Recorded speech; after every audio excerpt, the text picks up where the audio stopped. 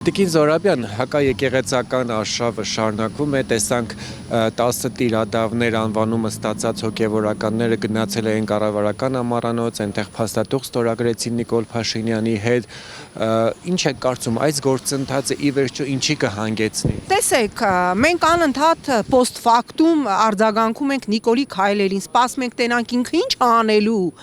ինքը անելու է ամեն ինչ, ինքը կարմիր գիծ, ստոպ չունի, ինքը քացով բացել է Օվերտոնի բոլոր հնարավոր եւ անհնար պատուհանները, հասկանում եք, հիմա այստեղ դատվում են երկու մեդիա գործիչներ, որոնցից մեկը դատվում է ընդամենը հետույք բառը օգտագործելու համար։ Եթե ես հիմա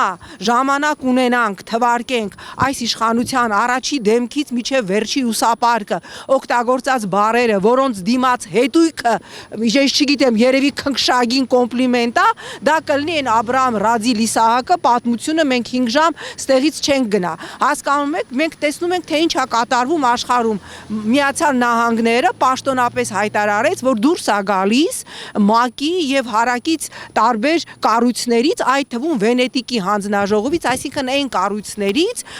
որոնք իբր կոչված են պաշտպանելու մարդու իրավունք, որոնք իբր կոչված են հարգելու խոսքի ազատություն, ինչի համար, որովհետեւ նույն Միացյալ Նահանգները կարա Վենեսուելայի նախագահական նստավայրից առևանգի նախագահին եւ կնոջն էլ դատարան բերեն կապտուկներով եւ ջարդված դեմքով եւ նույն Ալիևը կարա իր ամանորյա ասուլիսում հերթական անգամ ցույց տա իր մուսկուլները եւ բռունցքը եւ հայտարարի, որ ժամանակակից աշխարհում միջազգային իրավունքը 0 է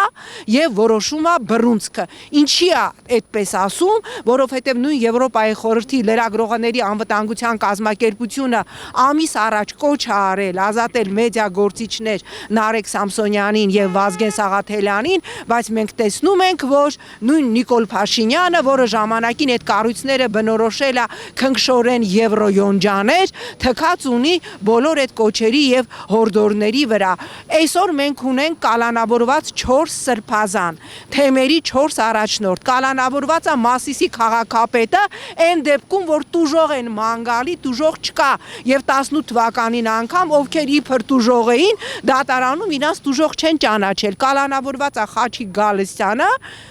ինչ ասեմ, Խաչիկ Գալստյան կոռուպցիա, ահա որ ծիծաղալու է, հասկանում եք, եւ բազմաթիվ այլ գործիչներ կալանավորված են։ Ինչ են անում Նիկոլի սիրած եվրոյոնջաները, շարունակում են լռել, որովհետեւ այո,